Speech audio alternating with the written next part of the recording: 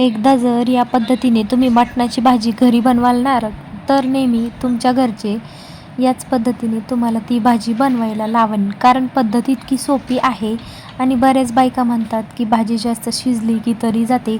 आता माझी भाजी तर खळखळ उकळली, पण तुम्ही पाहू शकतात की माझ्या भाजीची तरी अजिबात गेली नाही. त्याच्यासाठी काय करायचं, आधी कुकरमध्ये तेल टाकायचं, मटण छान असं स्वच्छ धुवून घ्यायचं, 3-4 पाण्याने धुवायचं, परत मीठ टाकून एकदा व्यवस्थित धुवून घ्यायचं. नंतर त्याच्यामध्ये कुकरामध्ये तेल गरम झाल्यावरती ना कांदा टाकून घ्यायचा. कांदा छान सोनेरी कलर येईपर्यंत छान असा कलसून घ्यायचा.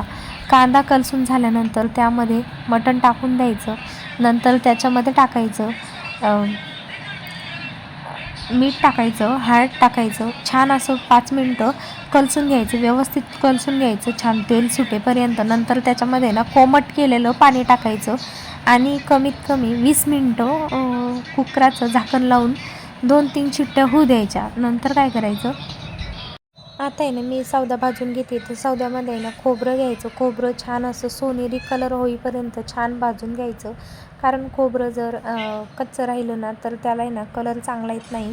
खोबरं, हरभऱ्याची डाळ, लसूण, धणे हे सगळं भाजून मी व्यवस्थित मिक्सरमध्ये बारीक केलं. नंतर पातेल्यामध्ये तेल ठेवलं. त्याच्यामध्ये लसणाची जी पेस्ट होती ती कलसण्यासाठी टाकली. आता लसणाची पेस्ट छान कलसेपर्यंत इकडं आपण 1 चमचा तिखट, 1 लाल तिखट, 1 चमचा मसाला, हे सगळं व्यवस्थित असं मिक्स करून घ्यायचं. आता बघा तेलाला ना छान अशी उकळी येईपर्यंत मसाला त्याच्यामध्ये कलसू द्यायचा.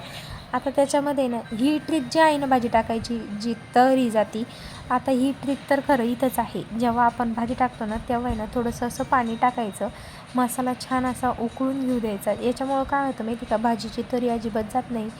आता आहे ना मी त्याच्यामध्ये जो आपण मिक्सरमध्ये सौदा बारीक केला होता तो सगळं टाकून दिला आणि आता तुम्ही पाहू शकतात नंतर मी मटण आणि जे पाणी होतं ना ते व्यवस्थित मिक्स करून घेतलं.